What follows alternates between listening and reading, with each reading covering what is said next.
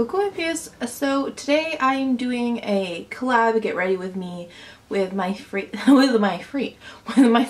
friend Sham from ShamzMakeupArtistry. I'll link her channel down below as well as her video. We are doing sort of like a holiday party, New Year's Eve, get ready with me type of deal. She is a professional like freelance makeup artist, so hers is probably gonna be more of a tutorial.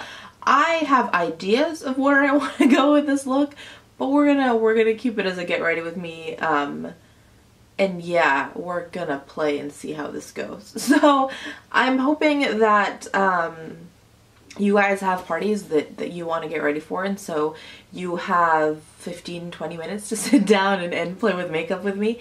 So that's where we're gonna go at for today. I want to try to dig into some of these Makeup Geek eyeshadows, as well as some glitter shadows to just, I don't know, we're just gonna have fun.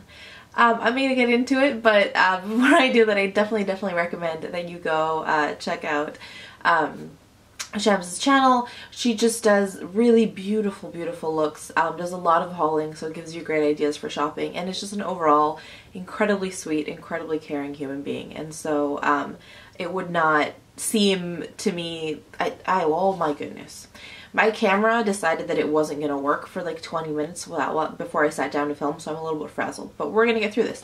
I think what I was trying to say is that it would seem disingenuous to me not to tell you how much I love that sweet girl before I got started. So I'm now actually going to get started. I might bring you guys in a little bit closer. But yeah, it's a work in progress today, so we'll see what we come up with. Okay, let's see, where do I want to start? So these are the shadows. I hopefully got the haul with swatches on them up on Tuesday. I hope so. But I'm gonna start with Frappe, which is this one? This one right here. I'm gonna work that into my crease with a Sephora 19 crease brush, I believe. Like I told you, today's video is gonna be a bit of a hot mess, but hey, I feel like playing with glitter, so we're just gonna get her done. Work that in sort of higher up on the crease. Jaclyn Hill just did a really beautiful video, like a party look that I will link down below. And I like to watch her videos because she's, again, someone I get a lot of inspiration from. She's a pro, she's got great tips, and just does inspiring looks. Sometimes she does like much softer, Aaron and I were talking about this the other day, much sort of softer everyday looks, which I don't watch all the time, but I love when she does sort of colorful, more sparkly looks, because I feel like I can pick up some nice tips from her.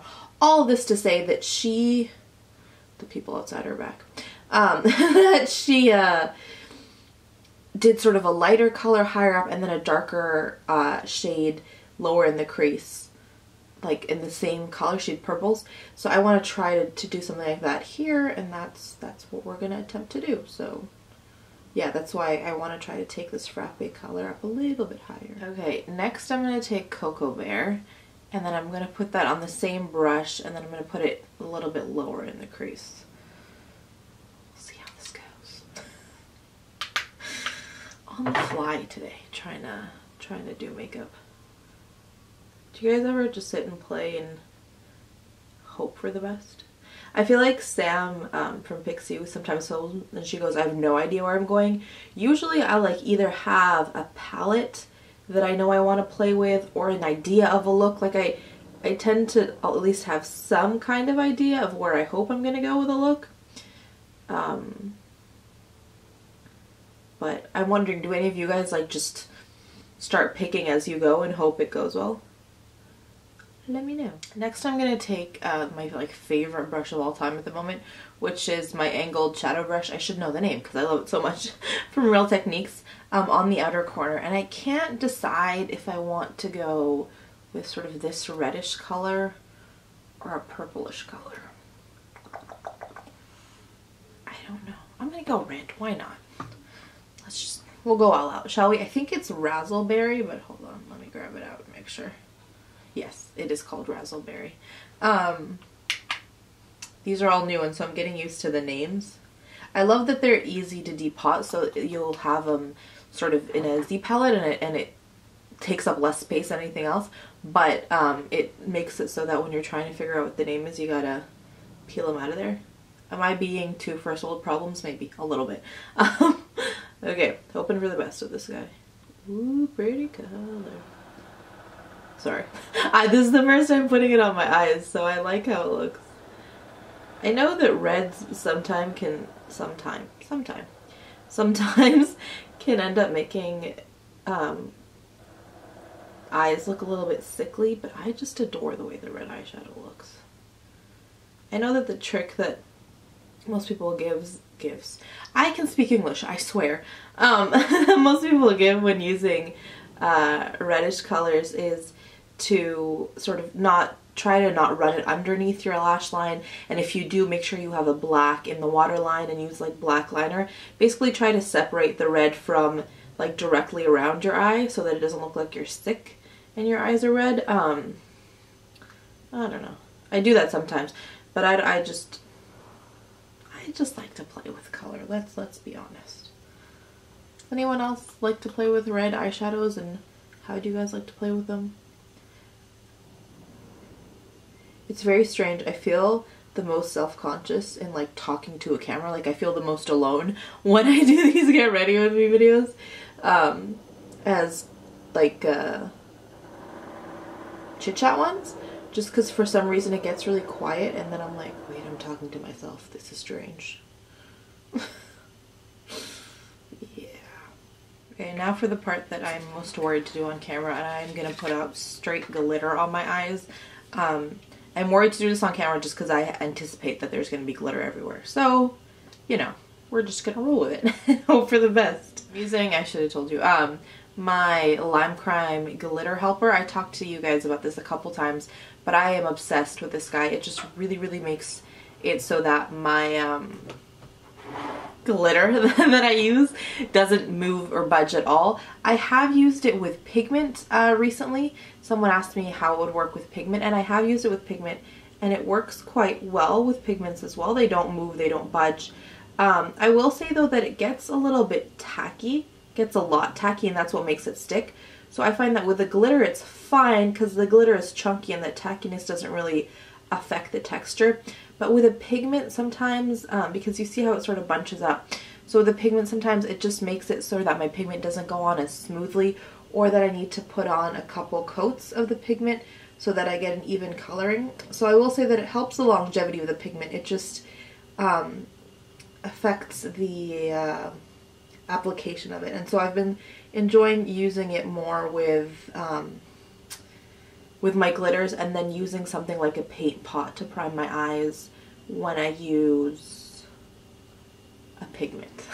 The glitter that I'm going to use is this one by MAC. It's in the Rocky Horror packaging, but I think it comes in the permanent line. It's just the 3D glitter, and I am obsessed with this guy so much. I'm going to take it on my 239 brush and just pat it in.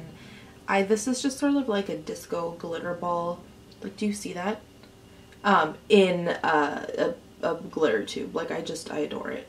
And it's magical. That's the only way I can describe it.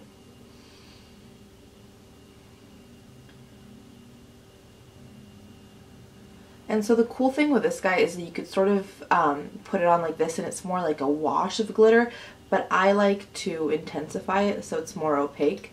If I'm gonna shimmer like a disco ball basically. So I'm just gonna keep applying it and packing it on in the same way. Okay, so I went back in, put on some mascara, and smoked out the lower lash line with those same Coco Bear and Frappe colors. I still look like a disco ball, but I'm sort of digging it. So I'm going to move on to the rest of my face. I'm taking my Bronze and Glow Duo from Charlotte Tilbury to contour and highlight. And I'm using the, it's a powder, yeah, the Powder and Sculpt brush from Charlotte Tilbury to do that.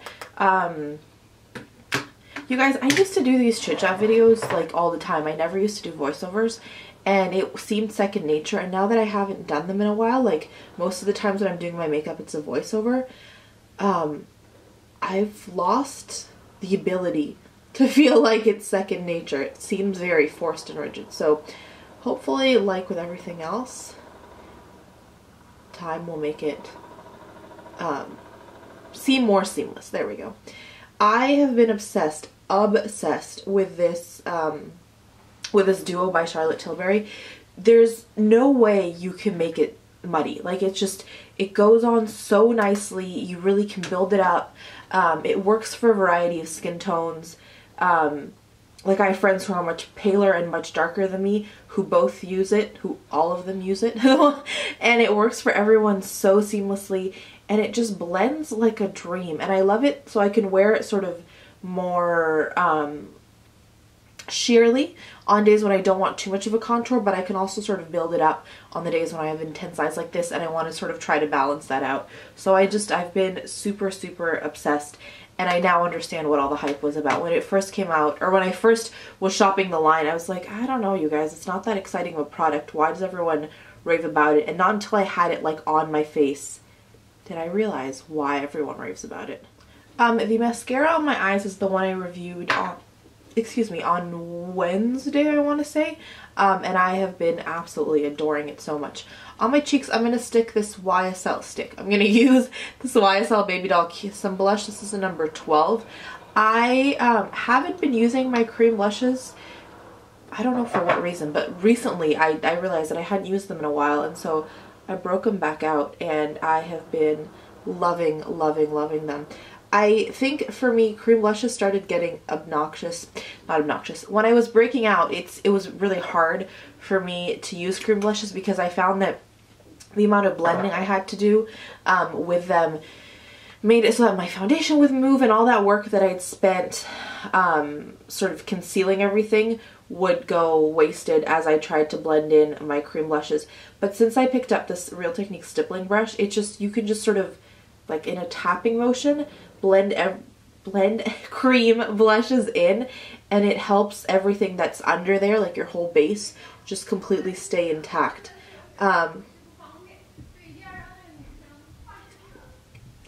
Anyways, I have darker colors in this range. I have the number 10 and 11, and they're sort of like more raspberry, reddish, and pinkish colors.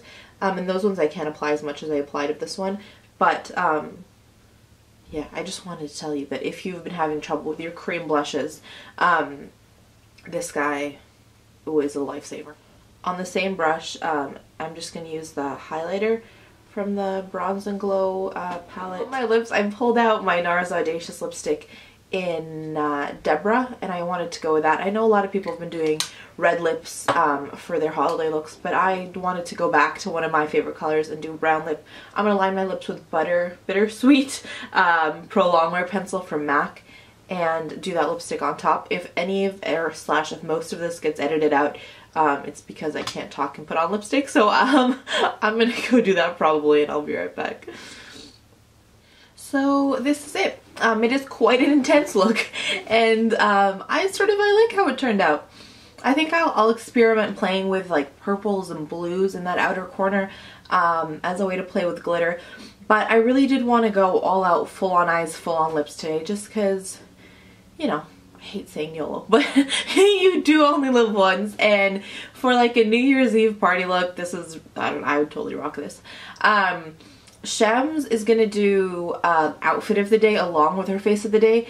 I am wearing, hold on, let me see if I can show you my awesome sweater. Diva is the female version of a hustler.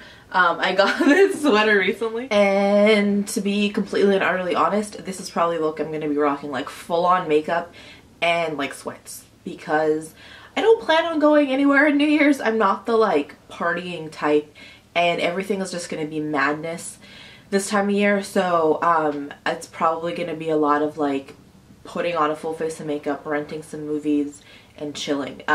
My sister has even conditionally allowed me to do her makeup on the day, like on New Year's Eve, and so I am so excited because she does not wear an ounce of makeup and usually goes nowhere near it. Like, she supports me in my makeup addiction, but it's not her thing, and so it'll be a treat if she actually does let me put some on her face the day of.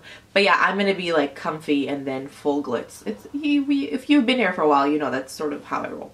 But yeah, I hope you guys have great New Year's plans. Leave them for me down below, please. I'd love to hear what you guys are up to for New Year's. This is going up on Boxing Day, I think, for those of you that have Boxing Day. So I don't think they do Boxing Day in the US, but in Canada and the UK they do. It's basically like Black Friday. There are a lot of crazy sales. So there is one purse that I am hoping it goes on sale. If I pick it up on sale, I will Instagram it. But my plans for the day are probably going to be pretty chill today.